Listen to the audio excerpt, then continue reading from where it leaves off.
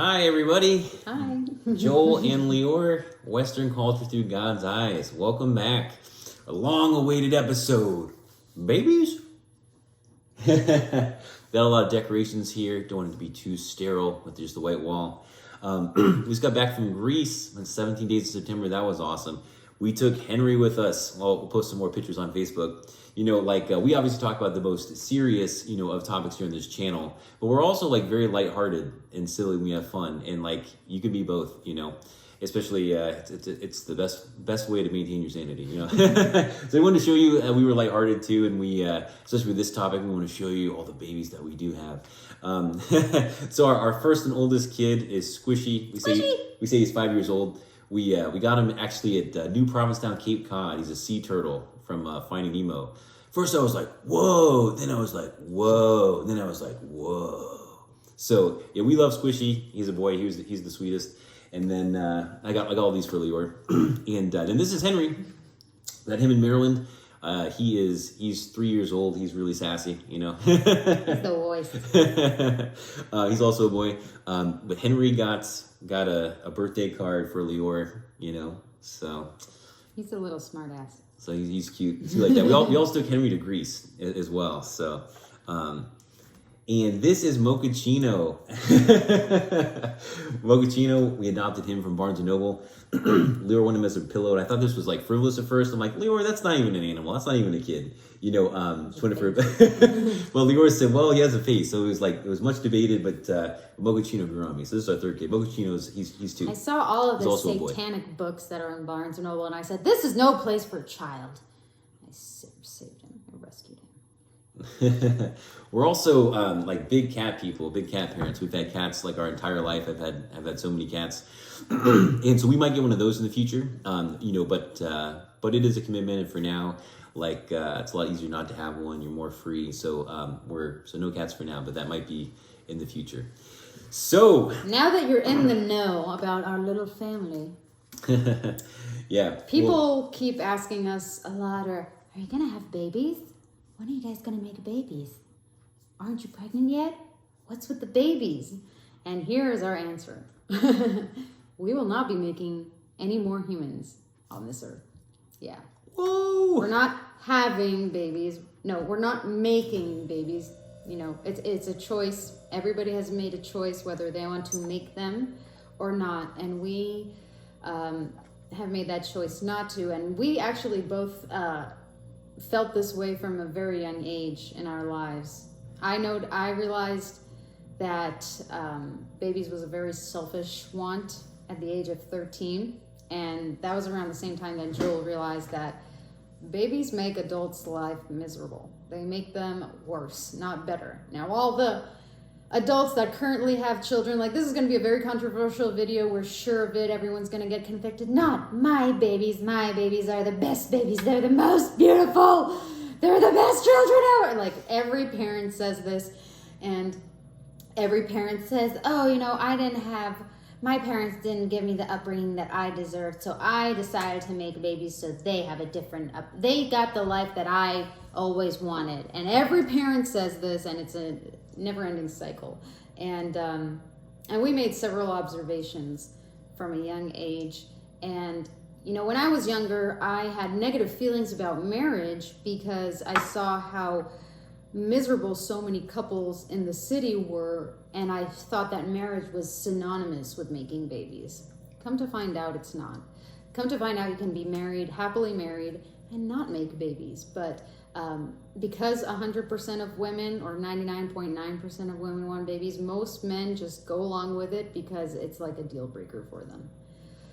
So yeah, you wanna? Yeah, and so she didn't even take notes for this. I'm so passionate about this. I got 3 pages of notes right here. Yeah, this is dating part 2, and we had mentioned we were gonna make a video on this, and this is a video we've been wanting to make our entire lives, and we've always felt this way. I think most kids think that they'll do what everyone else does and have babies from 0 to 12, and then they start thinking about what their life might look at as an adult, starting at the earliest of middle school, or at least that's when I did. So I decided I didn't want to have kids when I was 13 years old in 7th grade. And I realized real quickly that was an unpopular decision, like life choice to have. So I just kept it to myself. I tried again to actually tell people when I was 15. I was, in high school, and I was working out with a group of history teachers and my brother and some other students, and I told them, I was like, well, I know for sure, I could write a 15-page paper that I know for sure that I don't want to have babies, and I'm 50-50 on getting married. It would depend on if I can find a good woman or not. And they just they laughed their butts off, and I was so hurt, and I was like, I'm mature for my age. They're like, oh, every 15-year-old boy says that, Joel. You're gonna change your mind when you're older. You'll change your mind when you're 30. Like, I'm 34. I feel the exact same way, even stronger. So, so yeah, that worked out. I maintain that thought because it's a logical thought. It makes sense on every single level on two reasons. We're going to talk about two reasons not to have babies. We're going to encourage. We know most of you are going to have them, and we know most of you, they're not going to be planned. It's going to be just a byproduct of sex accidentally due to irresponsibility.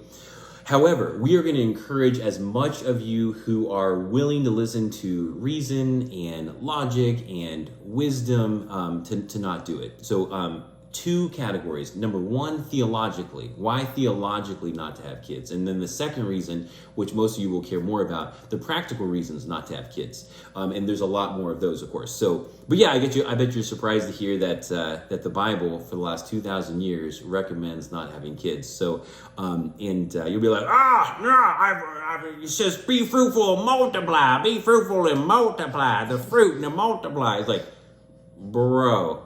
That was in Genesis over 6,000 years ago in the Garden of Eden, in paradise with God. There was no sin or suffering or death, and probably no lake of fire when there was only two humans. Yeah, of course. Like if we were in the garden, we probably would have kids too, But things have changed since then. But since then, Joshua, Jesus, said not to do it in Matthew 2,000 years ago. Paul also said not to do it 2,000 years ago. And Solomon in Ecclesiastes 3,000 years ago said not to do it. So we're going to reference those scriptures real quick. So Matthew 19:12, Joshua, and again, that's the actual English name of the Son of God, the Messiah. It's not Jesus. Look for God's name on that one, or Christianity is not biblical. His name is Joshua. It's not Jesus. So, if you're Greek, you can say it in Greek, Jesus, but that's not even Jesus either. So, you're English, you're an American, it's Joshua. So when I say Joshua, I'm referring to what people incorrectly call Jesus. Yeah. and the J didn't even exist. English didn't exist until 1,000 years ago. The J didn't even exist until 500 years ago. There was no J. So literally no one in history was ever calling him Jesus. They call him his Hebrew name, Yahshua, and then the Greeks called him Jesus with an I, and then the English speakers translated Jesus into Jesus, which is a horrible translation. They should have translated the Hebrew into English, would have been Joshua. So we're going to call him his actual name, Joshua, because we actually care about him. We got to get his name right at the minimal. So Joshua in Matthew 19:12 says, and I'll just hit the main point here. It says that there were eunuchs that were made eunuchs by the hand of man. There were eunuchs that were made eunuchs by birth. And then there are eunuchs who have made themselves eunuchs for the kingdom of heaven's sake. And again, that's Matthew 19:12. And he said, for those who can't accept this, let him accept it. So ideally, Joshua wants you to be like him and the disciples and like Paul and the prophets. And he wants you to spend your life serving and obeying and sharing the good news and saving people from the lake of fire. So now, obviously, he knew that most people weren't going to take that route. So, I don't want to hear these ridiculous gaslighting. He's well, then everyone go extinct if we did that. Yeah. No matter what, people are going to make babies, and over 99%. So that's never going to be an issue. We don't know hardly anyone that hasn't made babies. So yeah. So ideally, it's not a sin, but it's not what he prefers. It's not ideal. Now, okay, so what does Paul say? 1 Corinthians 7, 6-9, it's all of chapter 7, but definitely 6-9. And Paul's saying, stay single, right? Remain as I am. That's what I preferably want for you. That is what the Messiah wants for you. And it's a greater calling than just doing some basic thing that everyone else does. So he says, stay single. And oh my gosh, having babies, and not being married was entirely unacceptable back then. It was an abomination. You would have been a ruined person, like a drug addict, like a homeless drug addict or a prostitute or a murderer. You'd be completely shunned from society. So there weren't all these little baby mamas like there are today. So staying single means no babies. You know, you get married first, you have babies second if it's consensual by both parties. So okay, so and then Solomon and Joshua. So okay, so real quick on the be fruitful, multiply part, like in Genesis. So again, Yahuwah, God the Father, said that to Adam and Eve in paradise 6,128 years ago. And then also to Noah when there was only 8 humans 4,472 years ago. But 2,000 years ago, Joshua, God's son, Paul, said, no more, don't do it. And Solomon 3,000 years ago said otherwise. So now back then, 2,000 years ago, at the very most, at the highest estimate, there were 330 million people on the earth. Now there are 8 billion. So today we have 24 times as many people on the earth as we did 2,000 years ago. I think we have plenty of people. So the whole going extinct thing, yeah, that's not a thing. So just like, that gaslighting won't work. Gaslighting. Yeah. That's ridiculous. So, we're not going extinct. Now, now Solomon, Ecclesiastes chapter 4, 1-3. Let me read this one. Solomon says, and Solomon had one of the best lives any humans ever had, said that it's better not to exist. Crazy, right? So all of Ecclesiastes, the whole point of the book is saying that life's overrated. And that's one of my favorite books. That's pretty shocking. Yeah, exactly. And that's why no Christianese, Protestant churches talk about Ecclesiastes because it's too negative, it's too depressing. Bro, it's the inspired word of God. You should be teaching it. It's a fantastic book. It's phenomenal. So Solomon, who had everything life could offer, he was in direct communication with God. You're not. He was. He's in direct communication with God. He was one of the richest men who ever lived. He asked for wisdom. He was one of the wisest men who ever lived. Arguably, the wisest man who ever lived said this. He wrote scripture. He had, this is, I've always thought this was interesting, but and he had 1,000 different women. He actually had 700 were official wives and then 300 were concubines. So he had enough women to have one woman every single night without missing a night for 3 years before he came back to the same woman. Okay, so Solomon had everything there was to offer in life, and he said it better not have been born. And actually even Joshua said that too. You know what fate that makes sense to say that in? If you go to the lake of fire, it is indeed better if you'd never been born. And Joshua continually said that. The Son of God, the Messiah, continually said, if you better not have been born, if your fate is the lake of fire. Which, by the way, by my observations and calculations from the Bible, almost all of you are going to, about 98%, by your own choice. You don't have to. You want to, apparently. So Ecclesiastes chapter 4, verse 1-3. This is Solomon speaking. So, then I returned and considered all the oppression that is done under the sun. And I look in the tears of the oppressed, but they have no comforter. On the side of their oppressors there is power, but they have no comforter. Therefore I praise the dead who are already dead, more than the living who are still alive. Yet better than both is he who has never existed, who has not seen the evil work that is done under the sun. So, it's only like a recent thing in the West in the last several decades that our whole society has become like nana na boo boo, like there's nothing bad's ever happened, like Disney, overly feminized, overly childish. Like, where in the world, men, you failed in your role. Like, I understand there's so much opposition, but you need to be strong. You're the only gender that is strong, and if you don't do it, no one will. Conservative men, grandpas failed us, dads failed us, men my age failed us. For the conservative men that are willing to do something about it, please join and do something about it. You have to start teaching people truth and reality and standing up to people and having courage. And if they give you backlash, just realize that they're babies, they're throwing a tantrum, they don't know what they're talking about, or they're just straight up evil. So we need all kinds of strong men to start telling all that matters is the truth. Your feelings are irrelevant. What matters is the truth. It's true that babies throw tantrum tantrums all the time. It's not true that that's a good thing and you should do that your entire life. Babies don't like eating vegetables, but their mom knows it's good for them. they throw a tantrum. Does that mean the baby's right? Because they had feelings. It's true that the baby's feeling that way. It's not true that their feelings are representing the best course of action. So, men, you need to start telling people the truth. You need to start saying no continually. So, or nothing's ever going to get better. Okay, so theologically,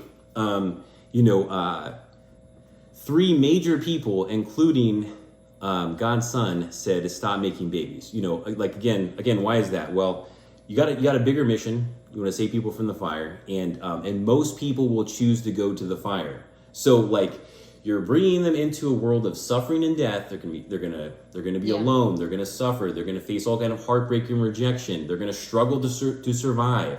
Who knows? They might even become a heroin addict. They might become homeless. They might work at McDonald's. Like they'll experience so much pain and suffering just to die at the end of it. Just to have a very high likelihood, a much higher likelihood of going to the lake of fire than actually spending eternity in paradise. So if you can't think of a better reason to think than that, there isn't one. Okay, so on to practical reasons, and boy, we got a lot of pages here.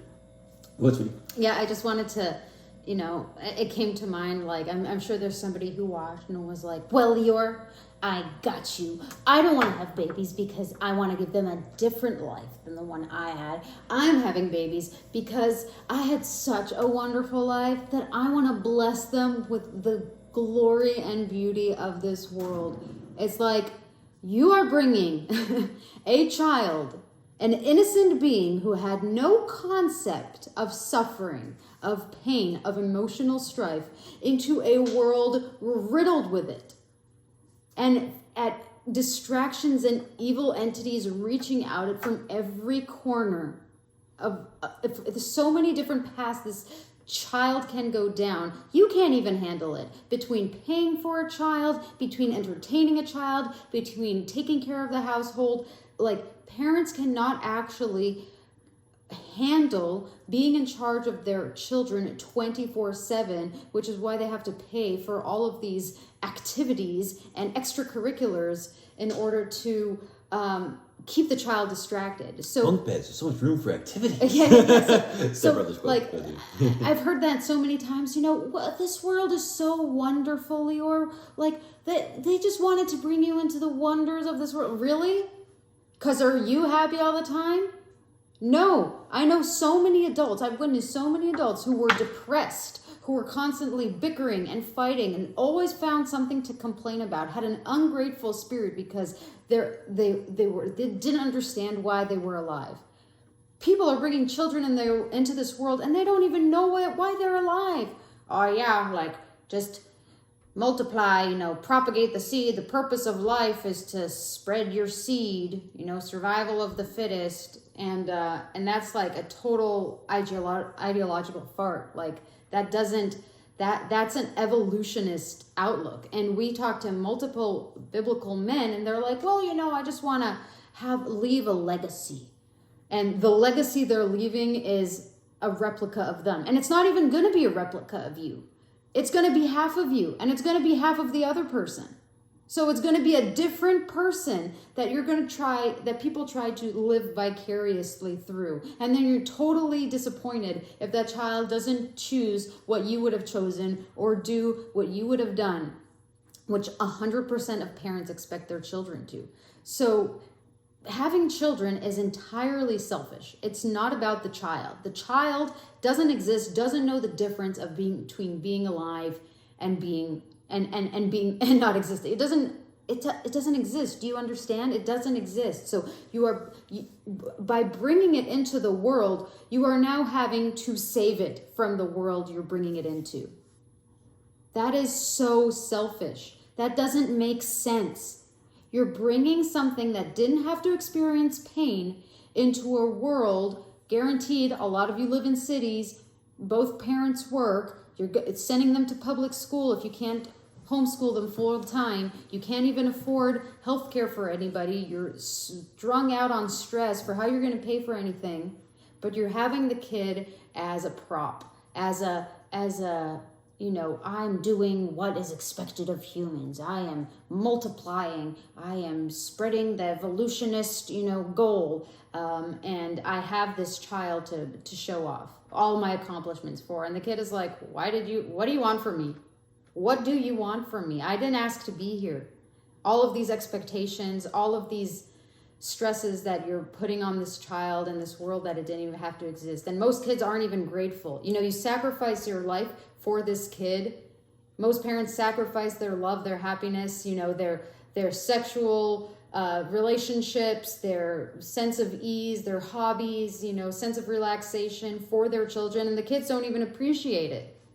If you really are longing for a relationship with a child, the love of a child, adopt. That is a noble endeavor. The child exists and you're saving it from a life of misery and loneliness. Whereas the other case would be you're bringing a child that didn't need to exist and then you have to save it. So it's so selfish and it's not practical. It makes your life worse. It does indeed. Yep. So, okay. So, let's start out with, Leo jumped right into it because she didn't have any notes. It's all good. You know, we don't do anything scripted, we just don't want to forget anything, so we like talking off the fly, as you guys know by now. But so here's the percentages per gender. So it's absolutely fair and accurate to say that essentially 100% of women want kids. It's so close to 100, you can just say 100. So, it's like 99.8. Okay, so like I've only known 2 women in my entire life out of just countless. Out of all women I've ever known in my entire life, I've only known 2 that actually didn't want kids.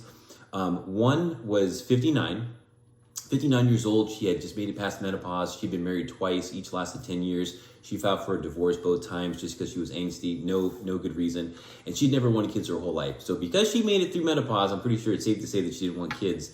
And Leor's the only second other one I've ever known. And so now some liberal women say they don't want them, a very small percentage, but then they say that in their teens or their 20s, but like by the time they get to 30, they change their mind and they want them. I've seen that like very often. So it's safe to say that there's so few women. It doesn't matter their political or religious, views, standpoint. It's safe to say that essentially 100% of women want kids. I'm gonna say 100 rather than 90. I'm not saying 99.9. I'm saying 100. So, but for men, so here's the thing. Here's the thing that men know, but I don't think that women know at all, because women don't know anything about men, because they don't care, because they're selfish, because they're sexist.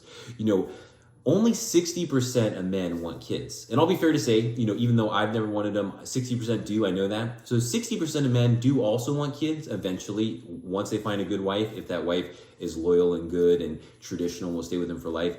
But a full 40% of men don't want kids. They would prefer not to have any kids. They don't want kids. 40%. And so, all the girls are freaking out. They're like, I knew it. Oh my God. Life's all about having kids. Like, okay, but the reason why most people end up having kids is because babies are a byproduct of sex. Most kids are not planned. They're not consented upon. They're just a byproduct of sex. So, a couple things if a man were to admit that he didn't want kids, that's a deal breaker for a woman. And all guys know that. Instant deal breaker. Like, if you say you don't want kids, they're not going on a date with you. If you say it on the first date, they're not going on a second date with you. The whole reason a woman is even in this whole thing, unfortunately, I hate it. It's just so true, and I don't think it will ever change. Like, the reason women even want a husband is they want babies, they want protection, and they want money. The man just a means to an end. They don't really want that man. And that's why they divorce so easily. That's why they're not loyal to any particular man. That's why it's so easy for them to leave. So anyway, but most men want a woman. They don't need a woman. They want a woman. See, women need a man. There's a difference there. So, and that's why they always say, I don't need no man. They're gaslighting. And we talk about that on dating as well. Oh, No. Yeah. Like, there's never been a society where there was women only. And there's only 2 that I can think of. I saw one recently in Africa, and it was the most primitive thing I've ever seen in my life. I mean, they're living in like manure huts by a stream, and so extremely primitive. And then there's I think it's mostly like legendary and mythological as well. But there's also like a case of like the Amazons, which lived in like northern Scythia, which would be like Russia. close to the like St. Petersburg area, that the Greeks kind of like mythologically knew of. A lot of the Greek history though is so mixed with legend, it's hard to tell if it was even real or not. Definitely like Wonder Woman is completely made up. That's completely fictional. But even in that case, they seemed very primitive. You know, Stephen Pressfield wrote a book about it. That was the one book I didn't read. I read most of his other books, but I should read it just for kicks. He writes historical fiction. But other than those two, I can't think of there have been no matriarchal female-only societies throughout all of history in any religion in any time frame ever. Women can't survive on their own; they'll be dead. They don't know how to ascertain clean water; they'd be dead before then. They don't know how to purify water, and this is shown on shows like Naked and Afraid. The survival shows, they had to ship in water for women because they couldn't figure out how to purify water, and they would have died before they figured it out. So, like, we go on and on and on, and that's shown in dating. So, but again, so women don't just want men; they desperately want a man, as shown in Genesis early on. But they need a man for pure survival. Men, don't ever let women tell you differently. Women need men for survival, let alone fulfillment, etc., etc., etc. Number two, okay, so for men don't need women. We can survive just fine without women. But most men do indeed want women, you know, and men are polite. They're much more polite and courteous than women. I've never met one single man in my entire life that went around saying, "Oh yeah, we don't need women." Like men don't say that. They don't need a woman, but they don't say it because it's just not very tasteful. Women are like distasteful to say the least nowadays in the West. So anyway, so the point is that so most men want a wife. They want that companionship. They want it for like real good reasons that should melt a woman's heart. It's so evil what Western women are doing to men nowadays. But men want a woman for companionship, for love, for fulfillment. You know, imagine that. And they know that not saying that they don't want kids is a deal breaker for a woman. So that's why most of you ladies don't know that. So they just keep it to themselves, or they reluctantly agree to have one later because they don't want to lose the woman. Number two, that kind of blackmail though is wrong. That kind of like ultimatum is wrong though. That just shows that the woman does not love that specific man and doesn't deserve that specific man. So number two, both parties weren't responsible with prevention. We talked about that in dating too. Where do babies come from? You guys have sex ed from the time you're like at early middle school, and yet unplanned pregnancies, accidental pregnancies are more popular than ever before. So those are the two reasons. And then the woman decides to have them, and a man has no reproductive rights whatsoever. Women have all the privilege. They get to choose whether the baby lives. They get to choose whether the baby dies. And the men have no rights in whatsoever. And there's a lot of times when the man actually would want the baby and the woman kills it anyway.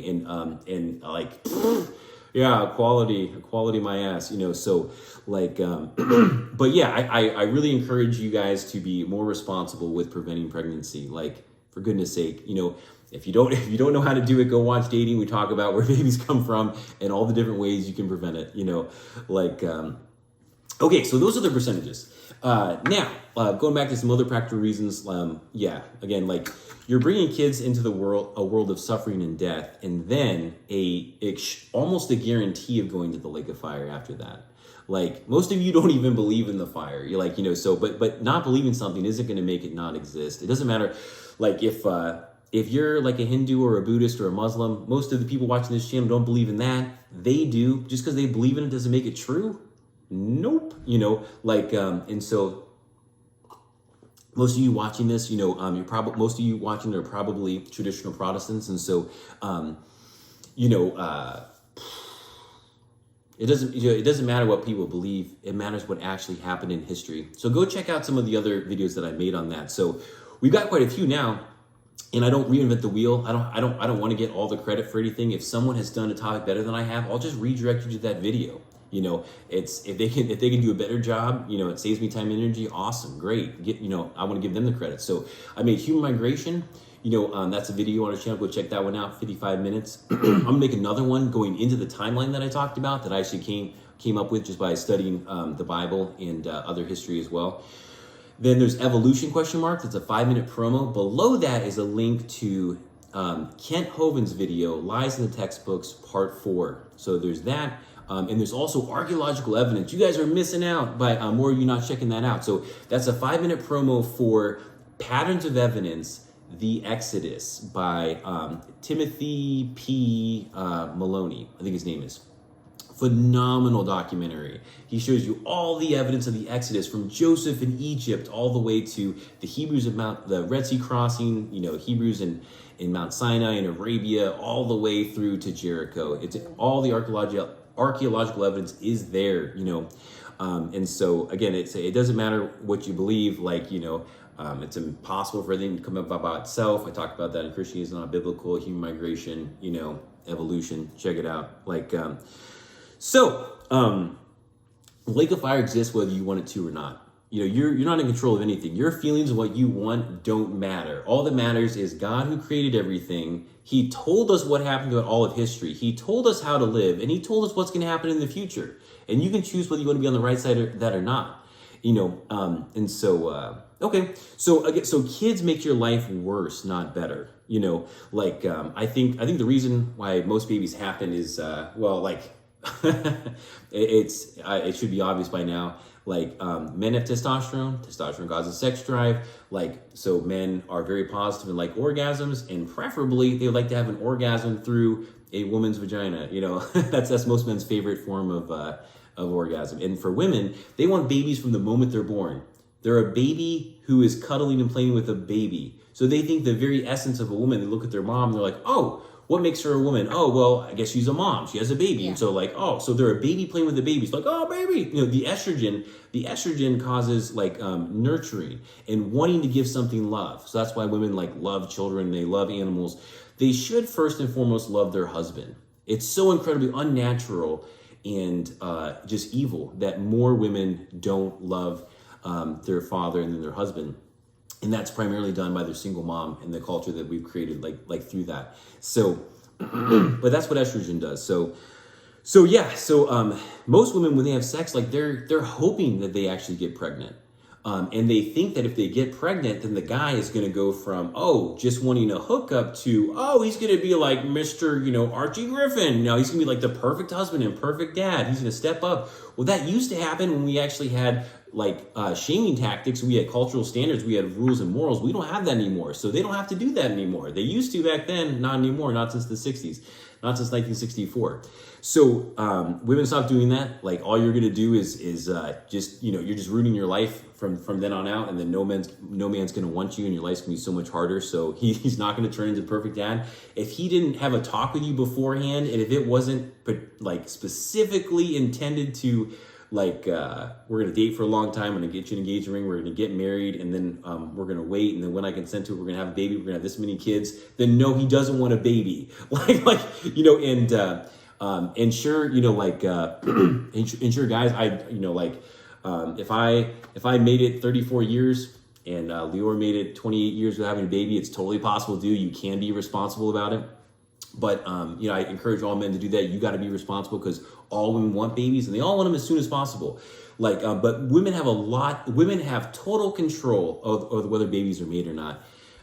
It's pathetic that I have to have this talk, but this baby's talk isn't had anywhere. I've never heard a talk about babies and actually giving a reason why you shouldn't do it,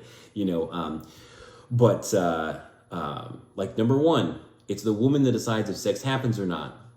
Number two, a woman decides what kind of sexual activity that you guys have. Number three, women have birth control. Guys don't have that as of yet. Girls have birth control. A guy can choose to wear a condom. And then once she is pregnant, she can choose to kill the baby or keep the baby. So every single baby born is the specific result of a woman's decision. It's 100% the woman that planned it, that decided to keep it. Every single baby born was a woman's choice, not a man's. Men have no reproductive rights. Every single child born is a woman's decision, 100%. Yeah, I don't know how you can get away with that argument now. Women exclusively have the privilege of murdering the fetus. Men don't. And they shouldn't even have that. But they're so irresponsible. It's a really deep subject. But women also know exactly where they are on their month. If they say they don't, they're lying. All women know what is going on in their body. And people tell us, I went through all of the preventative steps and I still got pregnant. Like, really? I bet you didn't do the one most important step. So, like, no more excuses, If you do have a child and you're financially unprepared for them, you should have to give that child up for adoption to a financially responsible couple, and you should be sterilized. Like, it's so serious, and people are just like, la-di-da, just make the babies and have everyone else pay for them. I don't know what I'm doing. It's costing not only this life cycle, of misery, of loneliness, of depression, of confusion. It's costing these souls their eternity. And it's a really serious subject. And the thing I noticed, just piggybacking on what Joel said earlier, I know I'm really passionate about this subject, and I just came out like punching, but it's there are 8 billion people in the world. We switch off being the good cop back. There are 8 billion people in the world. There are not a shortage of people to bring into the kingdom. Leora, I just want to have as many babies as possible so I can grow God's kingdom. Really? You can grow God's kingdom with the 8 billion people that exist. And you know what? These 8 billion people that exist already have a brain that's developed. They already know how to read, and they already know how to write, most of them. You have to dedicate 10 to 20 years of your life teaching this person that didn't have to exist how to now pee and poop, read and write, survival, shelter, food. You're exhausted by the end of the day before you even get to any theology. The kid doesn't usually care about it. The kid wants to watch Marvel superheroes, right? They want to be entertained. So it's like, you want to grow the kingdom? Well, 10 years of your life are not being efficiently used to educating people about the lies in the textbook, for example, something they've grown up their entire life. But ultimately, the point I was saying is that when I was 13, and I notice it all the way up to now, is that girls will be talking from a very young age about, like, I've always wanted to be a mother. Like, I can't wait to grow up and be a mom. I can't wait to, like, have babies. Like, that's my purpose. Every single one. And it's so cringe. How can you talk about being a mom before you even have a boyfriend? You're not even married, and you're talking about being a mom. It's really, it's weird. It's creepy. It's the cart before the horse. It's so clear that you are seeing this man who has an eternal soul, who is an individual with thoughts and feelings and, passions, as just a means to an end. Oh, so what happens if you guys can't get pregnant? You're treating the babies like a product, not like eternal souls. Like, I just really want these purses. Can't wait to have these purses. That's how a lot of women are actually treating babies. Yeah, they're like an object. They're another accessory to their life. And they're bragging rights. Let's get some shoes. Let's get some babies. They use them as bragging rights. Susie's going to ballet. Tommy's going to soccer. Isn't my life the ideal picture perfect? We're my girlfriends have babies. Maybe I should have babies so I can fit in. Then we can talk about the babies. That's as far as I thought. It's a tool of manipulation that women usually use to, like, keep their parents in their life. Oh, my mom and my dad always told me what to do, but now I've got the cards. I've got the upper hand now because I have the baby, and they want a relationship with the baby, so they have to do what I... Like, there's a lot of psycho stuff that goes behind it. Like, not all, whatever. This is 90%, like, the majority of people who live in cities are like this. And it's just, what if you can't have a baby? You think that most women think that they can discard a man because he is sterile or whatever, he can't have a babies. But they would never, they would demonize him if he said, oh, wifey, you can't have babies after all, so you're no good for me anymore. Facts. It's such a double standard. Are real. Yeah. It's so crazy. It's so crazy that that women, like, the last 60 years have been saying that there have been double standards against them for men when they hold so many more intense, so many more numerous double standards the other way around. It's such gaslighting. Women are very gaslighting and sociopathic and selfish nowadays in the West. Jezebel is at an all-time high. Just Delilah is just so evil. All right, we're gonna dig into the practical reasons. Like people think think that babies will make their life better, like especially women. They don't. They make your life worse. So now we're gonna go from the theological reasons down to the practical reasons. Babies make your life worse. How so? You're drastically poorer. A lot of people can barely take care of themselves, let alone a second person, a spouse, let alone 1 kid, 2 kids, 3 kids, plus now one person has to take care of 5 kids. You make you drastically poorer. Many years ago, the average cost of a kid in America between 0 to 18, not including college, was $250,000 per kid, not including college. That was many years ago. It's a lot more now. Most of you have average jobs making average income. A lot of you are unemployed altogether or part-time. So you have drastically less free time. I think like a lot of women, they think about it for a moment. They get a feeling. They're like, oh, it's going to be amazing. It's like this little baby. It's going to be so cute. It's going to be so cute. No, this is cuter than most babies. Babies look like aliens. Babies are ugly. They're freaking weird like aliens. This is cute. The squishy's freaking cute, So, thanks, Dan. You're welcome. So they cuddle and think it's gonna be so cute and fulfilling, and I'm sure it is when it comes out and initially. But then not too long later, they realize like after a few weeks, you're like, oh, this sucks. Oh my gosh. Like I can't leave this baby at all. Like this baby is a 24/7 commitment. Like I have to take it everywhere. I can't do anything without the baby. Oh my gosh, I'm not even getting sleep anymore. Like your whole life changes for the worse as soon as you have a kid. So you have drastically less free time. You like never get a full night's sleep again. Like you should have a husband if you're having kids. So no privacy for sex. Sex is now gone. The baby's in your room with you in the crib. When it's a kid and wants to sleep with you, no more sex. So yeah. So or you're guys, exhausted. He comes home from work. You're like exhausted from taking care of the kids all day, so you don't have like any appetite for sex. You just want to sleep. You just want to, So guys, if you're thinking that it's gonna make the woman happier, therefore she's gonna be more for sex. No. Your sex life is over as soon as the first baby comes. So the only sex that she's gonna want to have is when she's pregnant. Oh, whoop-de-doo. That's exciting. Oh my gosh. So no time for hobbies. Enjoy never having free time ever again. Enjoy never doing anything that you find fun or fulfilling ever again. It's a lifelong commitment. So it's not like it's like, oh, I'm going to get a cat and it's going to be around for 15 years. So it's commitment, but it's pretty easy. It can like do its own litter, get its own food and water. I can leave it for 2 weeks at a time just with, extra litter and water and food. Like, no, that's not the case. 24/7, you have to account for it. You have to be watching it. You have to pay for someone to watch it. So it's a lifelong commitment. And again, most kids aren't planned. That's the thing is most of these kids aren't planned. You're acting like it's this amazing, sentimental, altruistic, wonderful thing.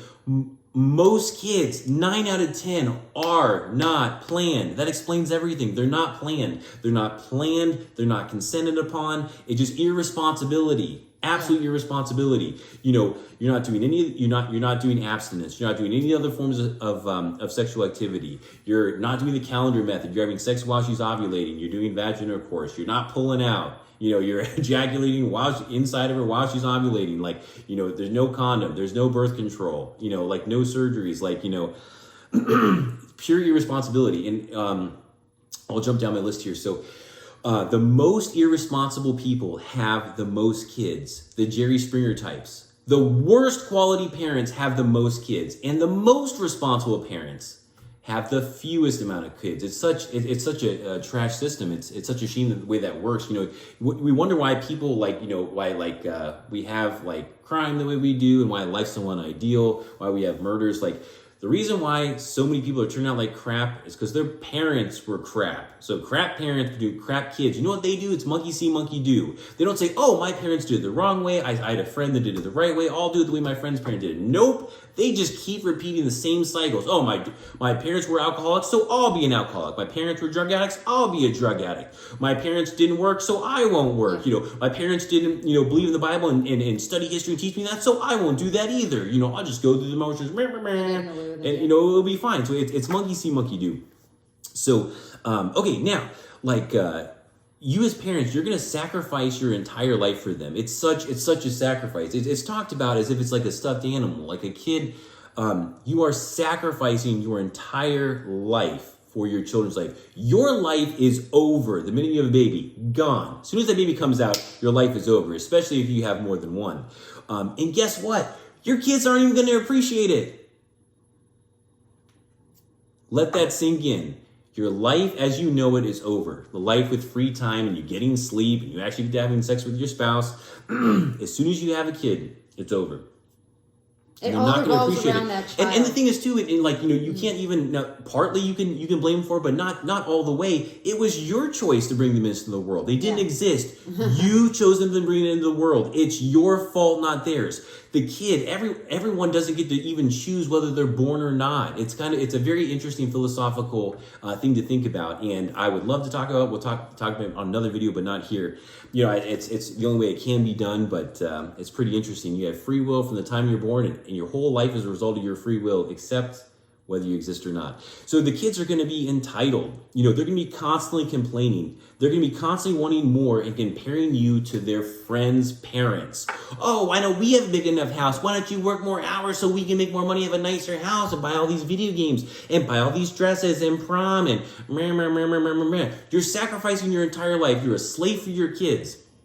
Men, if you don't like working a full-time job, how much more are you going to have to work with providing for your wife and your kids? 1, 2, 3, 5 people. You're going to never leave the office. You're going to be working 24/7 and not even getting full night sleeps.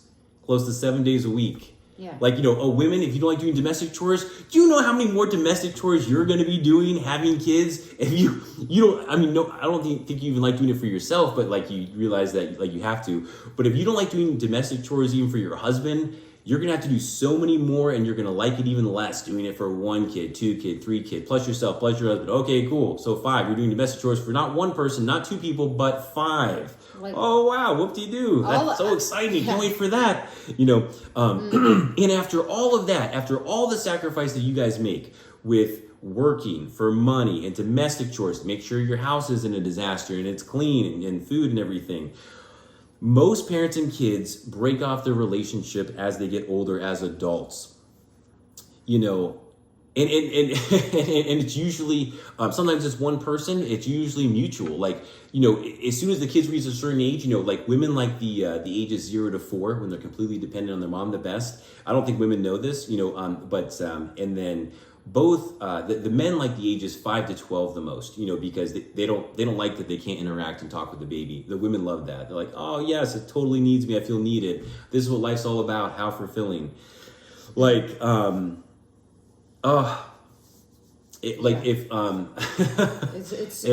so many different branches off of this this one subject. Women think that a baby will be fulfilling. You can't have a conversation with a baby. It's very animalistic to think that the only purpose of the life is to reproduce and not even think if it's wise or not or what it's going to be like. Animal much? That is so incredibly animalistic. I gotta make a baby. I gotta make a baby. I gotta make a baby. I gotta have babies. I gotta have babies. Why? I don't know. I just feel like I do. The estrogen's telling me I do. I'm not going to use this to overcome this. Women, you expect men to have, this is touching on dating as well on our video, you expect men to have self-control over their testosterone. Testosterone can lead to awesome things that women love, being masculine, and muscular and attractive and dominating them in the bedroom and, giving them the sex that they like. Productivity, building this amazing modern economy that we have today. But too, the downsides of testosterone is that high regular sex drive, and so it has to have self-control over it, or that can get crazy. You expect men to have self-control over their sex drive. You expect men to not just go raping everything they want, everything I'm in the mood, so I want to do it. Well, guess what, women? That's like you when you don't have self-control over when to make babies or if to at all. It's the same thing. Men, testosterone leads to competition, an aggression, and you love that if they're on the football team or whatever, or it's lifting weights. But that can also lead to, oh, you offended me, I'm going to punch you in the face. It leads to violence. That's a downside to testosterone that men are expected to have self-control over, and Western men do. So, would you want men to just start going around punching people in the face every time they felt like it, which would be probably every day? No, you wouldn't. So estrogen, it does make a woman want to have a baby, But that doesn't mean just because you feel it, that's a good, wise thing to do. You're not supposed to live life acting on every impulse you have, ladies. Your dad should have taught you this. Your parents aren't teaching you crap. Your mom definitely didn't. Your dad is a beta simp, so he didn't. So guess what? It's up to Joel to teach you it. I'm going to be your, freaking surrogate dad here, your uncle, teaching you what your dad should have taught you. Or your older brother. So you're not supposed to act on your impulses. That's called virtue. You're supposed to do what's right for the longest period of time for the most amount of people. Virtue, virtue, virtue, virtue, virtue. Animals don't have virtue. They just act on their impulses. Are you an animal? God created us in the image of Joshua with bigger brains than any of the animals, and you people aren't using them. You're not using your brains. It's not acceptable. We're going to call you out on it. I can't believe more people haven't made videos like this. Animals. Bunch of savages.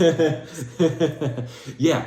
Use your brain. Yeah. Use your brain to overcome some of your base impulses, your more base impulses. Base is a word that's not used anymore. It means the opposite of virtue.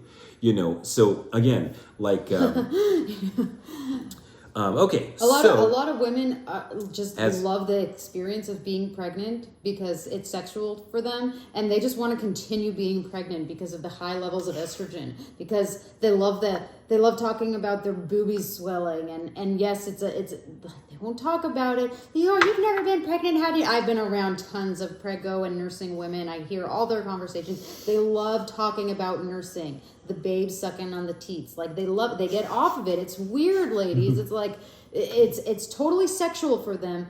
It is connected to their uterus. It's an entirely sexual experience, and they become addicted to it. Women love being pregnant. And men are so loving. They just want to make their woman happy. They're way more loving than women. Women are just like, I'll just make him happy and give him sex once in a while. That'll keep him quiet. That'll keep him in his place. They're so freaking, they're so conniving, truly. And men are just like, I just want to make my wife happy, because when she's not happy, she has that really like high-pitched voice, and she keeps bickering, and it's very annoying. So let's just keep my wife happy. She keeps talking about babies. Maybe if I give her a baby, she'll be satisfied. Psych! She got you there, guys, because as soon as she has the baby, her wants and needs are just through the roof. We need more of this. We need more of that. You never help me with anything. I'm wigged out. Like, lady, you wanted it. You knew exactly what you were signing up for. I see these posts day in and day out on my Facebook. Oh, I'm so wrung out from having to take care of this baby that I wanted. Like, you made it. You don't get to complain. Nobody has sympathy for you. Nobody wants to hear you complain about the child you didn't have to bring in. The child didn't want to exist. You forced it into the world, and now you're going to complain about it? Shame on you. And women are so shy and guilty about the feelings of dread they have about bringing their kids into the world that now they just make TikToks laughing about it. I am so miserable. Let's just laugh about it and pretend like it's not the worst thing ever. I love my kids. They're the best thing that ever happened to me, but I'm also so miserable. Like, they just can't be honest about it because they know it'll make them sound like the worst person ever, but we know. We know. Yeah. So we just watched, Jim Gaffigan's new stand-up special, on Netflix, in 2021. You remember what it was called? No. Oh, well. So, oh my gosh, we used to love Jim Gaffigan. He went full retard here recently, totally leftist. But he was complaining about his kids, and so that's why I brought it up. But he used to be the best, clean, comedy. He was funnier than most people back in 2004. His clean, family friendly comedy, because he had younger kids, was funnier than most people that were vulgar with their comedy. When he was joking about ketchup and pillows and camping and food, cake and bacon and everything else, all of his food jokes. This guy's obsessed with food, so he's so pale. That was the funniest part of Jim Gaffigan, when he said in his funny little voice what you were thinking of. But Jim Gaffigan, I'm calling you out. Stick to the food jokes. Don't go full-blown retard leftist. That's cringe. Nobody wants that in the rest of the country other than a couple blue cities on both coasts. The rest of the country is red, and we're normal, and we don't buy into your leftist crap. We don't want to leave your politics out of it, Yeah. But why I wanted to bring that out, this is coming from one of your biggest fans too. So if anyone knows Jim Gaffigan, you share this criticism with him. But, I've been a fan of him since 2004, and I was really disappointed with his last stand-up. But so he has 5 kids, and of course he's a beta simp in his marriage, and his wife runs the show. Despite him being so rich, and he's got 5 kids.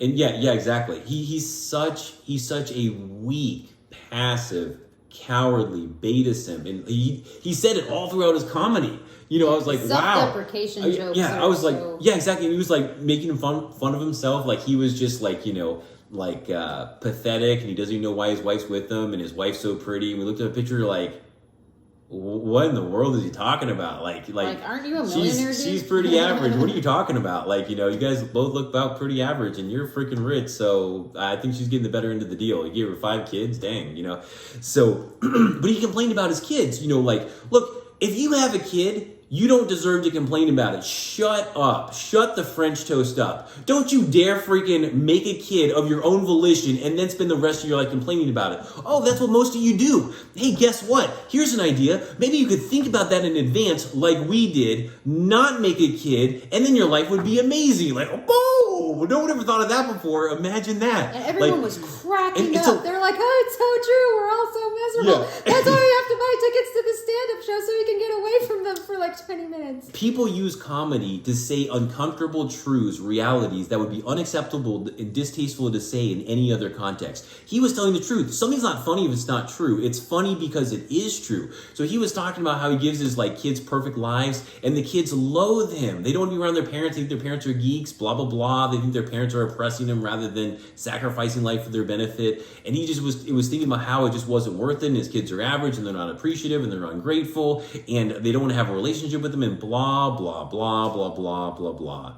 So women, and it was all true. Women, women like their kids less every single year they get older, and they're transitioning to adolescence and adulthood, and they want to be independent, and so they have to cut the umbilical cord. They have to get off the nipple. In order for them to grow, they cannot be your little infant baby that you're cuddling and nurturing. Women don't like that. That's their favorite part of the whole experience.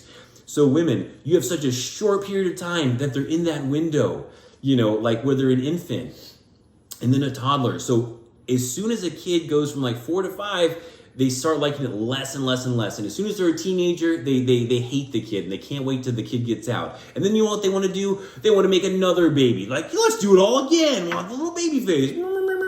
Such short-term thinking. Short-term, benefit for such long-term consequences for cons, and a lot of parents can't wait to kick their kids out of the house as soon as they turn 18. I can't wait for you to go to college, get out of the house. Man, this wasn't like I thought it was going to be. Well, maybe you should have thought about that in advance, bucko. You don't get to complain. Maybe you should have thought about that in advance, lady. I can't wait till the kid turns 18, gets a job, and gets out of here.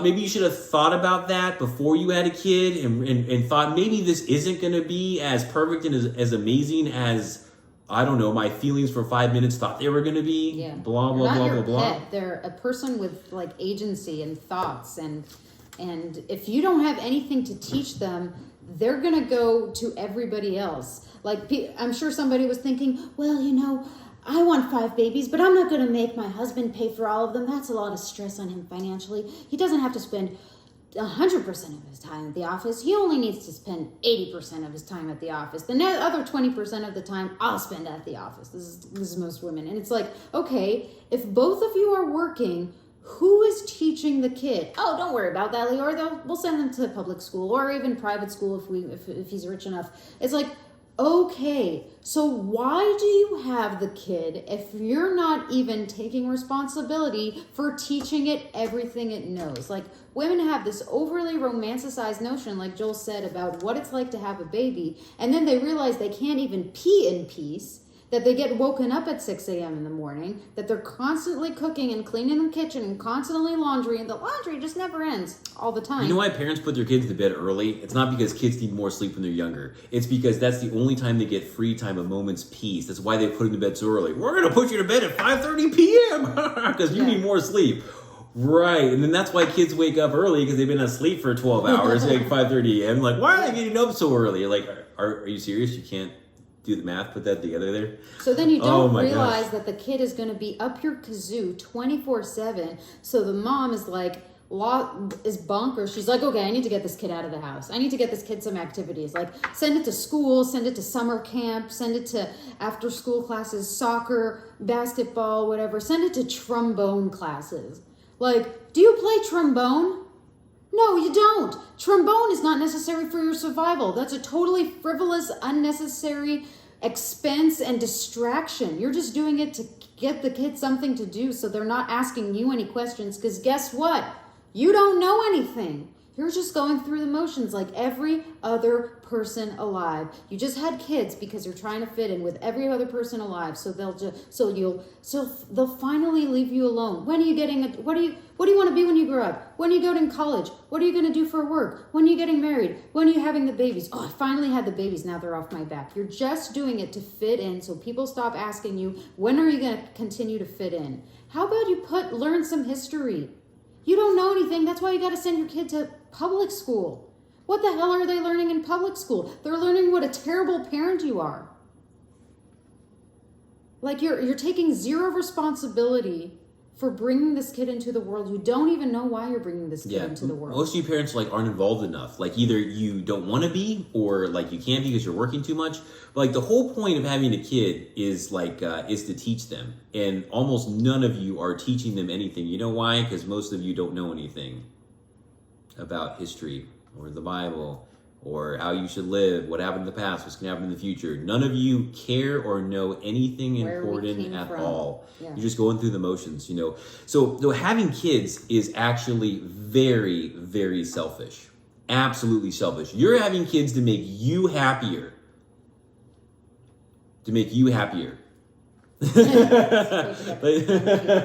Point.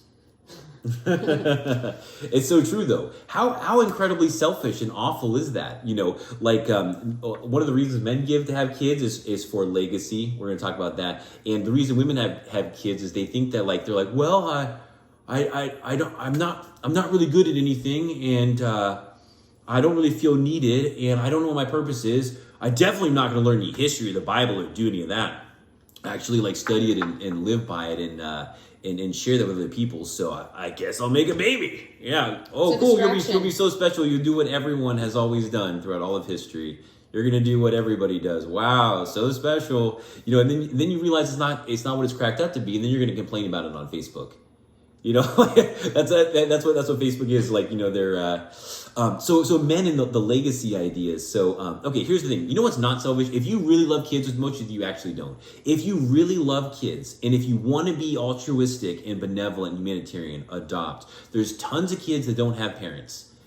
Why? Because of irresponsible sexual activity. So adopt. I know most of you won't, because you're selfish. You want to pass on your genes. If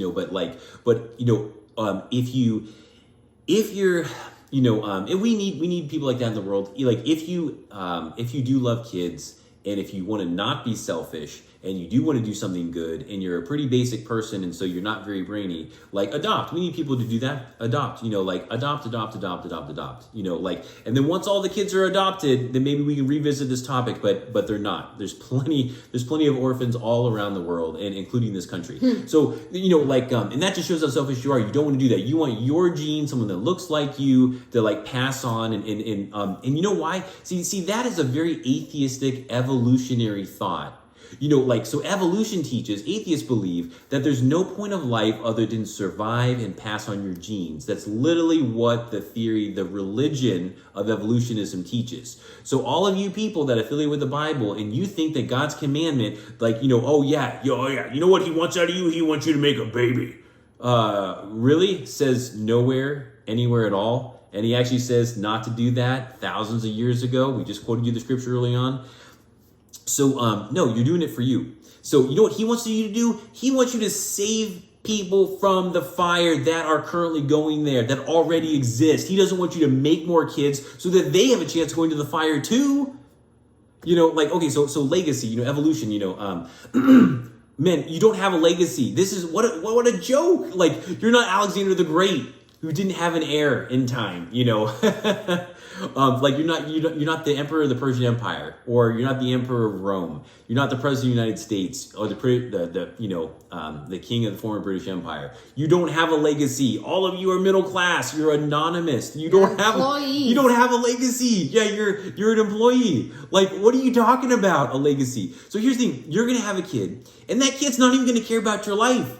The kids don't care about their parents' life nearly as well as they should. They might know little tidbits here and there, and then the parents get depressed when they realize what the real truth is once it's way too late because they didn't do the responsible thing, the adult thing, the virtuous thing, the biblical thing, the godly thing, and think about it in advance before you make a permanent bad choice. So you don't have a legacy. They're not going to carry on your legacy. They're a whole different independent person. They want to live life for them. They do not want to be an extension of you. Now, like, and that's the thing too. Like if if I did have a kid, I would absolutely want and expect it to be exactly like me. But I know that that's not going to happen. I also know that that's not fair. So I'm not going to do it. Also too, I love, having free time. I love having time to hang out with Lior and enjoy my life. I don't want to go from having free time and enjoying my life and, having a great relationship with Lior to not, and just feeling like even more of a slave than I already feel like. What the heck?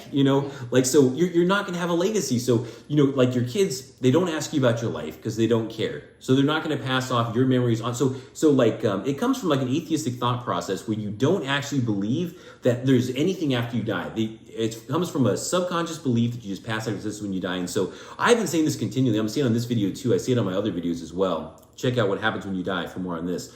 But most people, regardless of what they say, subconsciously believe that you pass out of existence when you die. I don't care how they identify. I don't care if they call themselves a Buddhist or a Hindu and believe in reincarnation. I don't care if they call themselves a Muslim or a Christian or a Jew and they say they believe in heaven or paradise of some type. Almost everyone thinks that you most likely pass out of existence when you die. Subconsciously. They say they believe in heaven as a nice thought, as a nice feeling, but they don't really believe it. And that's why they're living just like atheists. That's why they don't care about this important stuff. They don't care about history in the Bible and how God wants us to live in the fear of the Lord and what's going to happen in the future, in the end times and everything else. The 1,000-year reign of Messiah, Joshua, the new earth after that. And if you don't make it till that far, you'll be in paradise and Sheol until then. That's why they don't care about any of these things. So they don't think it really exists. And so that's why they're so bent on making a kid. So I might pass out of existence, but my son will live on and it will be like me living on. And somehow, I'm not existing, so I my brain's not working. I don't have any thoughts or feelings. Somehow I'll feel good about that in the grave. It's just the lack of thinking in humanity. And we're in the Western world in America. So the lack of thinking that takes place is so troubling. It's so infuriating. It's flabbergasting, mind-boggling. But you don't have a legacy to pass on. You don't have an empire. Most of you don't have a huge successful business. I've known plenty of sons that didn't even take their awesome successful business that their dad had because they thought he was working too much or whatever, or didn't even want it. So you don't have a legacy to pass on. You are an anonymous individual. You know how you can have a real legacy, men? Serving God, being one of the few, drastically few, special heroes, and being an ambassador for God, and doing what the prophets did in the Tanakh, doing what the disciples did, sharing the truth about the Bible, the truth of history, how they should live, what's going to happen in the future, saving people from the fire. That's how you can be a hero forever. Daniel 12:3, the people that are wise and win souls will shine like the stars, the brightness of the stars in the firmament forever. You will have eternal rewards based on what you do for God or what you don't do, or eternal punishments. That's how you can have a real legacy. Why do you think we're doing this? This is the most important, the most special, the most long-lasting, the most virtuous thing you could do with your life, and almost no one's doing it. They're what we're gonna do? We're gonna eat and drink, and just like it says in the Bible, in the percentages too, before I forget. So Joshua, the Messiah, says in Matthew, it's Matthew 24:37-39. He says, "As in the days of Noah, so shall it be at the coming of the Son of Man." Well, guess what? Only 8 people made it in the flood, and there's probably around 1 billion people who died in the flood. 8 people. God didn't grade on a grading curve because most of them didn't qualify, and he's not going to grade on a grading curve for you either if you don't qualify. That's why we're doing this channel. That's why we're so passionate. That's why we're so passionate. That's why we get righteously angry, because it matters, because it's true, because you guys are mismanaging your lives. You're not thinking about important stuff. You're wasting your life, and you're going to waste your eternity too. So, as in the days of Noah, so shall it be at the coming of the Son of Man. Well, only 8 people made it back then in the flood in 2450 BC. And so, more people are going to make it in the future, but it's going to be a small percentage. We're going to have millions. It could be 2%, 2% or less, so, so anyway, yeah, if you want a real legacy, you're not going to get it through a kid. You're going to get it through serving God, and so, okay, so almost all of you, you complain about your parents, right? Well, your kids are going to do the same about you. Your parents thought they did a good job. You know why? Because they did better than their parents, and so on and so on and so forth. But but you're comparing it to, maybe your friend's parents or whatever, an ideal situation. And so you're like, well, my parents weren't ideal, so I'm going to do it differently and better. That's what every generation thinks, and the situation turns out the same. Just for example, with the cycle that we were mentioning earlier, with my family, with Lior's family, with our best friend's family, almost everybody we know, their family situation went super unideally, even if it started very ideally early on. Every single year you get older, there's more conflict, and it's just an ongoing drama. They took it over from before you were born. They had conflict with their family. They passed it on, and there's been serious conflict since high school, and a lot of people either don't have a consistently good relationship or a non-existent relationship with their parents after 18 for French toast's sake.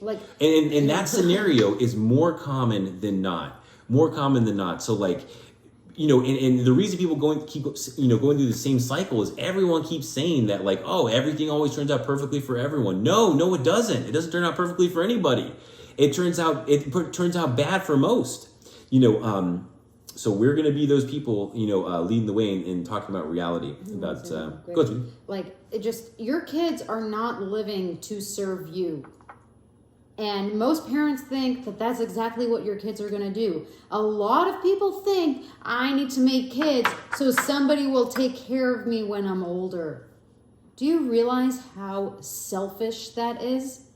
A, it's not guaranteed. B, it's not, back in the day, it was much more common because people didn't fly across, nations, but there was travel, there was, expulsion and stuff like that. But, your kids aren't responsible for you, but so many parents are like, oh yeah, I'll have kids so they can help take care of me when I'm older because I took care of my parents when they were older and blah, blah, blah. That's such a selfish thought. Your kids have no interest in serving you, especially if they think that you did something wrong. And a lot of the times, the parents, if the kids do point out something that the parents could have done better, the kids are taking care of you. They're going to go to college in a different state. They're going to get a job in a different state. They're going to get married and have their own kids in a different state. And they're not going to have the time, energy, money, desire to take care of you. They're not going to take care of you anyway, even if you do have them. And if they stay put nearby, it's usually because there's a financial incentive behind it. You provided them a life that they like and are comfortable. They want to get your will. They want to, benefit from the comforts of your labor or from your parents' labor. They want the inheritance. They want the luxuries. They're accustomed to it. They don't want to work hard. Everybody is incredibly selfish in this world, including your children. Your 3-year-old kid is just thinking about themselves and their wants and their needs. They're not thinking about you. They don't care about you. And so, it's it's entirely selfish. It's not practical. And I hear it regularly. Oh, I don't care if I have a man as long as I had a kid, because who else is going to take care of me when I'm older? So askew. Oh, and then this is what I was saying earlier. Even if the kid has grown up, they found a different path, they want to discuss, they want to point out something that to their parents that they think the parent could have done better. Parents take zero accountability. They take zero responsibility for having done something wrong. They're always deflecting, and they think just because they're older that they know better. And Messiah was a perfect example about how he was, ridiculed because he was so young. Same was for Moses and so many of the prophets. Like, what makes you think that you have any wisdom to share with us? We're the adults, you're the youth, really, because you brought us into a world that's riddled with sin and suffering. Nothing have improved. Things have only gotten worse, but the boomers and everybody before him, they're like, we'll just make more babies and let them figure out the rest from there. And now we're, plummeted in trillions of dollars of debt because of people's irresponsibility, and it's just accumulating and people have a very bleak future ahead of them in the current, financial state and so many other aspects of our society. Yep. Like the number one reason I've heard, from people wanting kids based on their gender, like you have, the future dad, So let's say the young man, they say, well, I want to teach him to play baseball. It's going to be so fulfilling. Oh my God. I love baseball and I played with my dad, or I didn't get to, and then we're going to play baseball together. Catch. Let's play catch. All day, every day. Are you serious? That's the reason? And then for future moms, for young women, they're like, I want to play dress up with her. Prom. I'm going to do her hair, her and wedding. We're going to get her cute little clothes, and it's going to be so fun. Moms love dress up. Look at that cute little outfit. The kid doesn't care what is on them. They could be wearing a potato sack, for goodness sakes. You're not doing it for the kid. You're doing it for you. Oh my God. That's your reason? You don't see how none of those matter or they're not important, and that's so selfish? Like, how trivial can you be? Like, God has to be so disappointed with you people. Like, he made Adam's brain so advanced. And look where you are now. Look at the crap that you think about or don't think about. Like, you think that sports matter, guys. Like, unless you're making money from it, it doesn't matter. It's so stupid. It's just as stupid as playing tic-tac-toe or checkers or a video game or whatever else. Like women care about gossip and shopping and, little drama shows on TV, like stupid stuff. Absolutely retarded, meaningless, worthless stuff. You think that God created us on this earth for us to not give a crap about him and for you to care about whatever worthless hobby you have? Like, and you don't even know that you don't even acknowledge that it's worthless. You're like, that's the point of life. Watching the football game and keeping track of all their stats. And you're coming from you're talking to a former jock. You're not talking to someone who who didn't play sports. I played all the sports. The one I played the most was baseball. I played all the sports from childhood all the way to the end of high school. I played 2 varsity sports in high school. I played baseball all year round, in the spring, in the summer, in the fall. We traveled to different states. We traveled across the country to Florida to play. I had the best batting average on the team my senior year. I used to watch it too. I used to be a huge fan of the Cleveland Indians back in the 90s, 1995 to 2001. I knew all the players and I knew their names and their stats. Yeah, exactly. It's never going to be Progressive Field or the Cleveland Guardians. Nope, it's Jacobs Field, Cleveland Indians. You can shove it.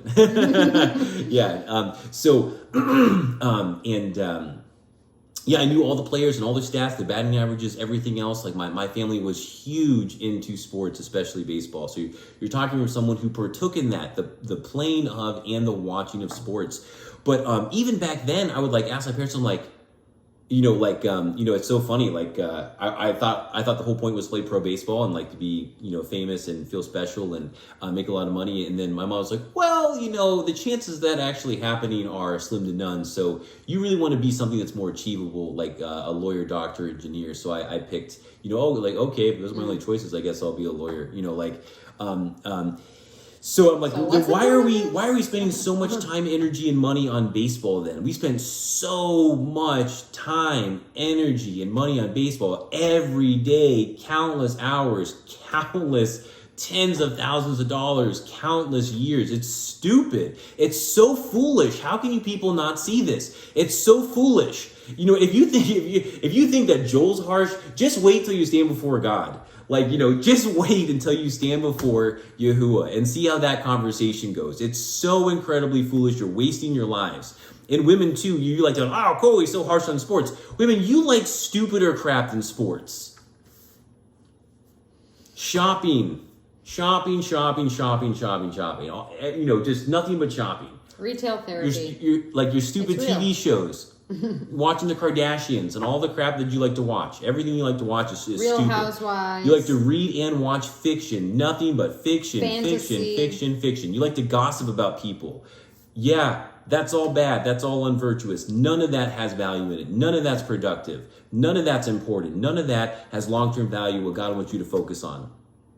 Is it really that hard for God and for us to ask you to care about important things, to learn? God wants you to be a lifelong learner. What do you think we're going to be doing for eternity? Just singing all the time? Oh, hallelujah, hallelujah, hallelujah. God is an awesome God, he reigns forever. We're just going to do that forever? I think God is going to be teaching us stuff. I think he's going to actually, this is speculation, doesn't anything about us, but I think it's decent speculation, interesting speculation.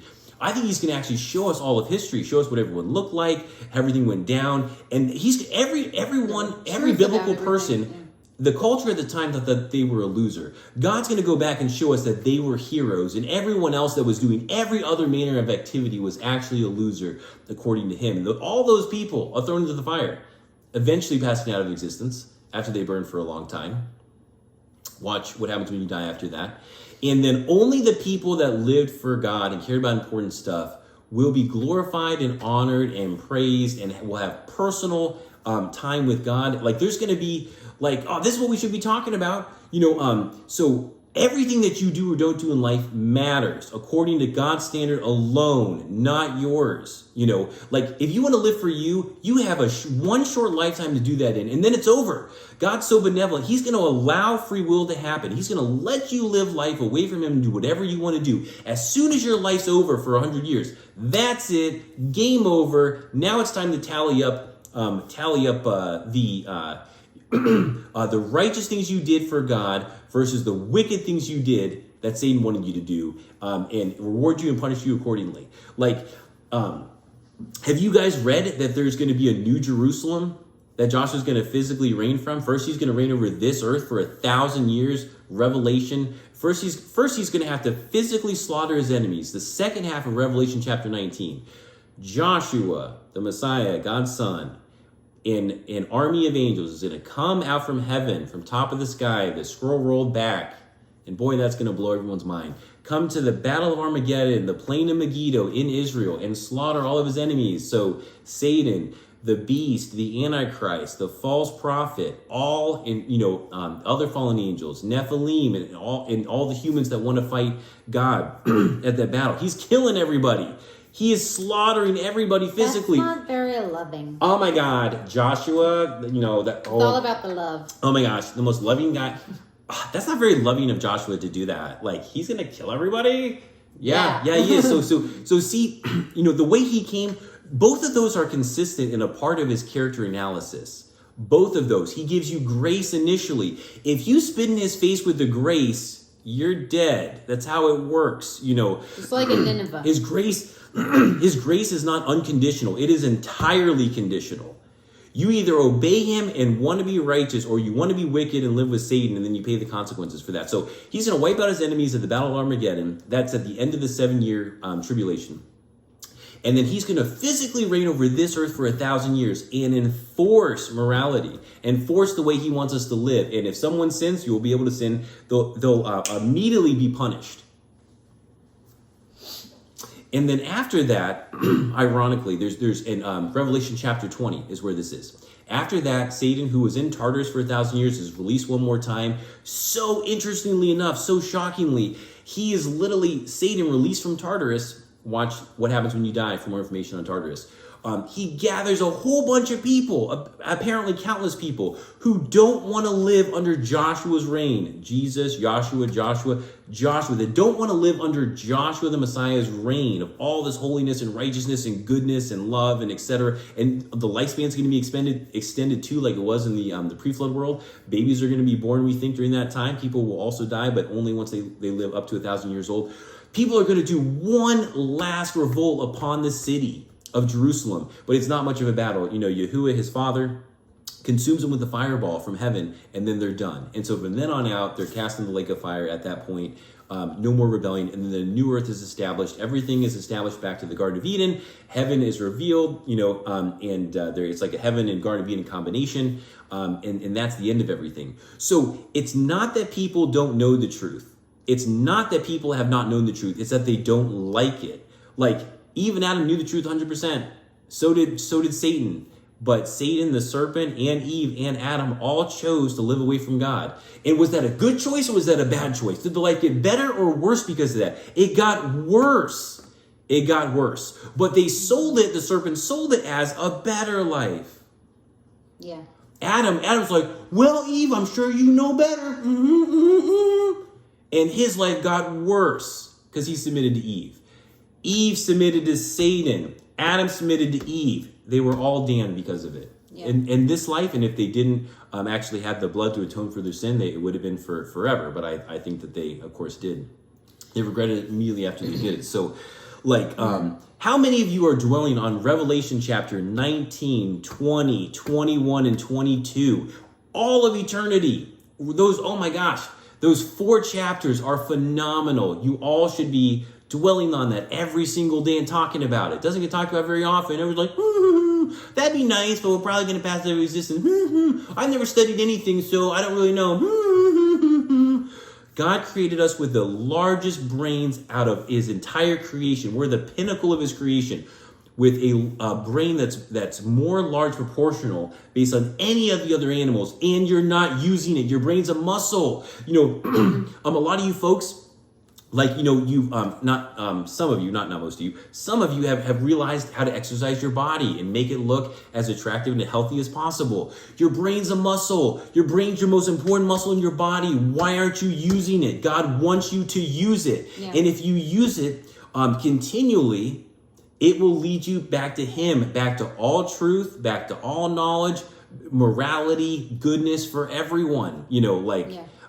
So this is what really matters. And oh my gosh, and even and if you view everything through this lens, whether you're thinking about what kind of quality of life you can have just during this lifetime, no matter what you believe, or whether you do indeed believe in the Bible and are looking at it in an eternal perspective, there's not one single just reason to have babies. Not one. There's not one good, unselfish reason to have babies. The only thing you could make a case for is adoption, and that's truly benevolent. But most of you don't want to do that because you want to pass on your own genes. You want them to look like you. You think they're going to pass on some imaginary legacy that you don't have. You think your genes are magical. Women are going to think it's fulfilling when it's not, and they always realize that it's not, but then it's too late. Then they complain for the rest of their life about their kids. Every mom complains about their kids. Well, if it's so great, why are they complaining 24/7? And their entire identity revolves around the kids. This is just a quick, women's identity, because they're not learning anything and they're not doing anything with their husband. Why are dads so grumpy? I'm a mom. Why are dads so ticked off all the time? Why are dads so depressed? Because it makes their life worse, not better. Go ahead, Cindy. Like women's identity revolves around being a mother. And as soon as the kid is growing up, they're like, oh, this kid's getting older and I'm not going to be a mom for very long. I should make another one so I can extend my motherhood, because that's the most, everybody is looking at me and asking me, and I'm getting a lot of attention from my parents or from my, cousins and brothers, about my kids. So I'm getting a lot of attention because of my kids, and I really like it, and it's giving me something to do. And as soon as my kids leave the house, I'm not going to know what to do. I don't know. I'll have an identity crisis, because you don't have an identity. Your identity is catering to these creatures, to these people, to these persons, to these children, and then and a lot of children are little shits, pardon my French, but they're rude, they're ungrateful, they're spoiled rotten, and we live in a just like people aren't gonna like when Messiah comes back and is running the show. they're not going to like the rules that are set for them. And that's just part of human nature. People don't like rules, and that's why people don't like the Bible. And, you know, what we want you guys to do, the purpose of this video is for you, like, if you had children, all right, we hope you make the best choices. We hope you homeschool them. We hope you, teach them important things. What's done is done. Do your best now. But if you are considering making children, or you're just going through the motions like every other person out there, truly think why you are doing this. Why do you want kids? It's not for them. It's for you. And what kind of world are you really bringing them into? If you're gonna, like Joel said, if you're gonna be benevolent and you want the love of a child, take them from an already dire situation. They're already doomed. Don't bring a child into a world of doom and then have to save them from that. And the last thing I wanted to say is that just as people are going through the motion, they're just having babies because that's what you do. People don't really know why they believe in the Bible. For most of y'all, it's entirely cultural.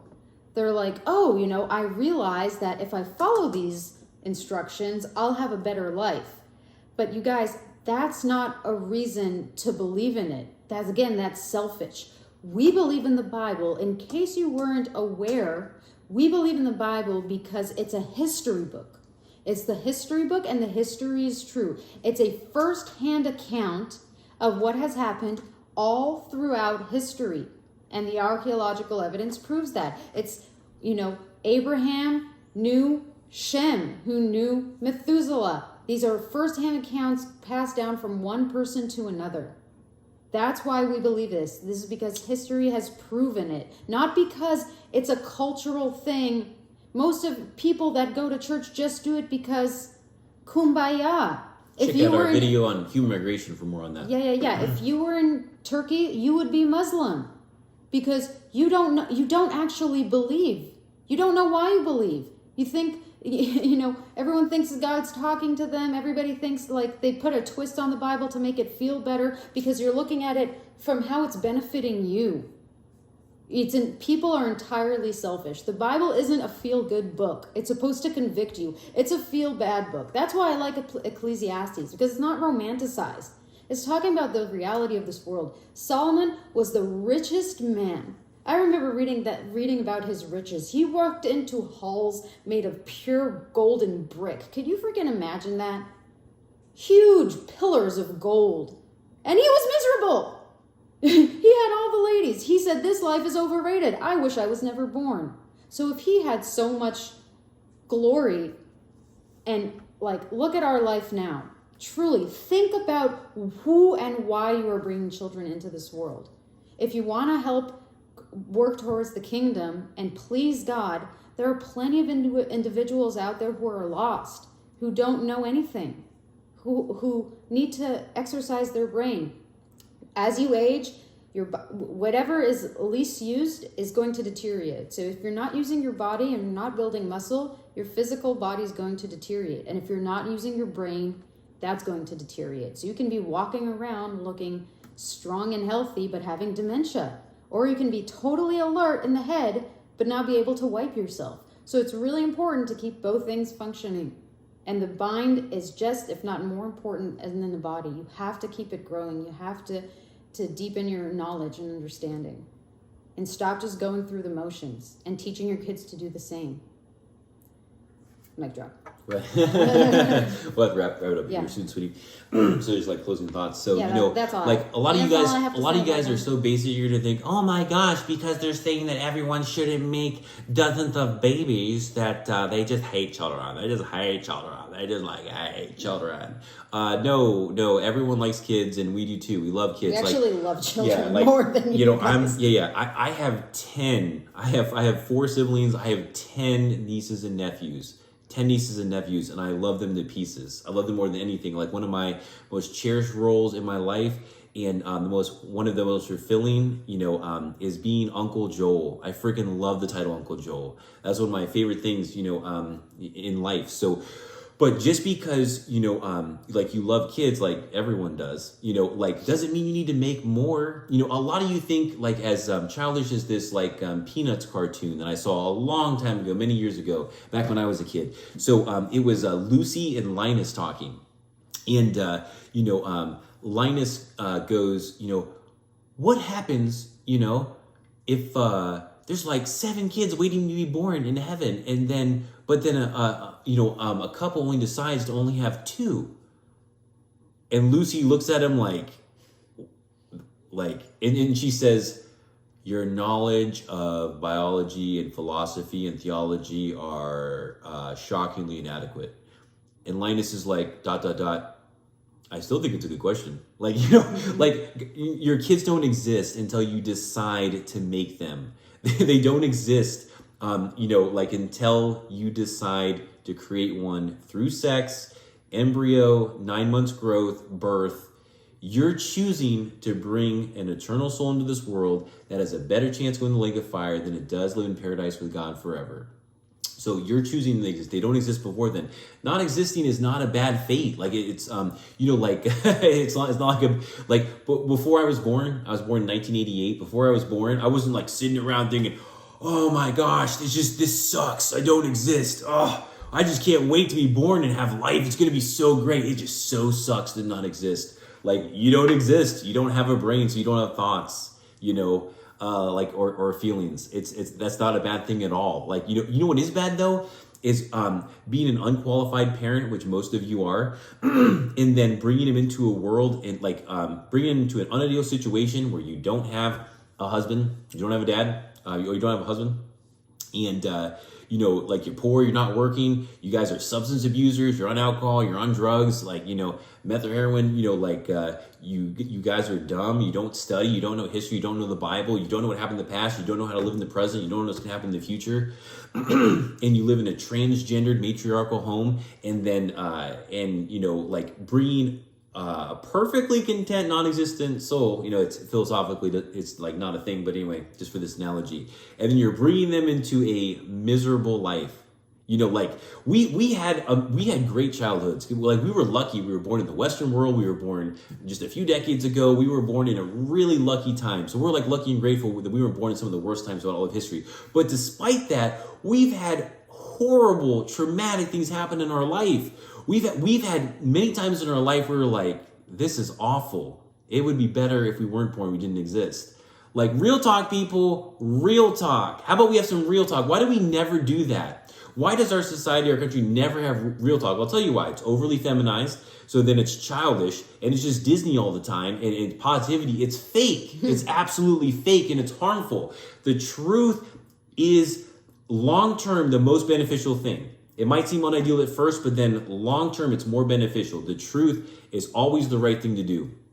The truth should be your objective. Not how you feel, the truth. The truth should trump how you feel every single time. It's your job to feel good about the truth, not manipulate and deny the truth based on how you feel. That's corrupt. That's evil. Stop doing that.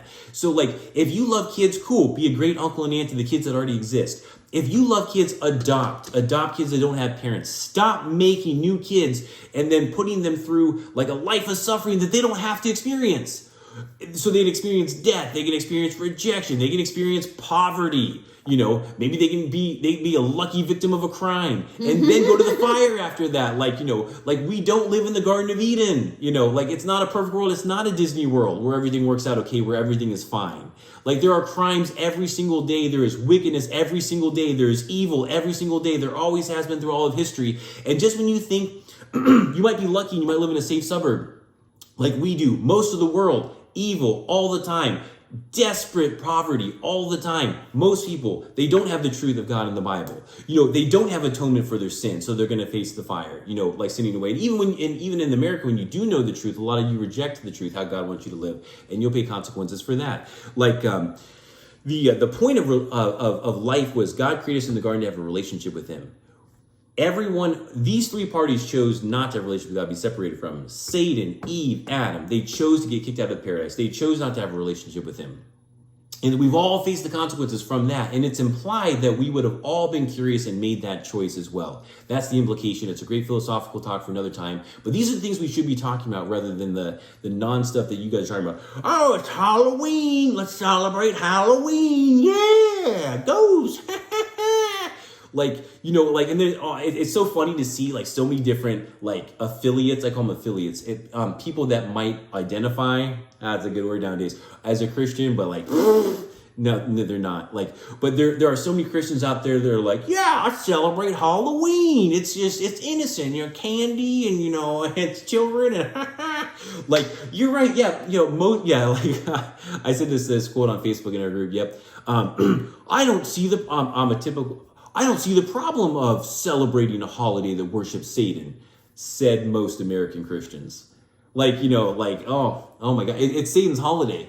You know, like, it's Satan's holiday, and you guys like, look into the history of it. But anyway, you guys are just, you guys are not thinking about anything. You know, somebody once told me, a family member is super quick. A family member once told me, like, Lior, like, I think they asked somebody, like, is Lior and Joel, are they gonna make babies? No, they're not gonna make babies. Lior, you're not making babies? No, I'm not making babies. That's selfish. Really? How is that selfish? That's selfish because I wanted to be a great aunt. It's selfish because I wanted you to be as miserable as I was. Like, what is that selfish for? I'm actually sparing a child, you know, and we like kids, you know, people are like, oh my God, you hate kids. No, we arguably love them more than the most, you know, we want to spare them the pain. We love all of these, all of our new friends that we're making through these videos in our channel, you know, and yeah, just because you have a disagreement, if you love somebody, you won't walk away at the first disagreement. You stay.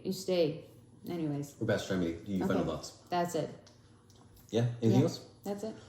All right, we probably could talk about this for 5 hours like our other video, but we talked about it beforehand, you know, like, it's probably not a good policy, you know. We're going to try to keep on the shorter end, no more 5-hour videos. So if you guys watch this long, thank you, we appreciate it. You know, we love the, like, increasing community that's being developed around this and talking about important stuff. We love you guys' feedback. Thank you for all the awesome supportive messages via Facebook, joining our group. Oh, we didn't say at the beginning, subscribe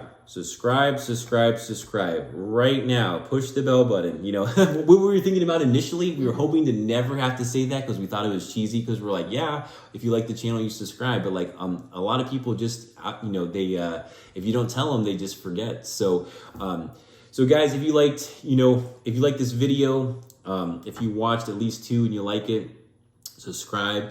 Like this video, share it with your family and friends, you know, and watch the rest of the videos and watch them all the way through. So thanks for joining us. You know, we're proud of you guys that you want to address tough, truthful topics that are in everyone's long-term best interest, and that you're on this journey of learning the truth with us. So we're Joel and Lior, Western Culture Through God's Eyes, and we'll catch you on the next one. See you.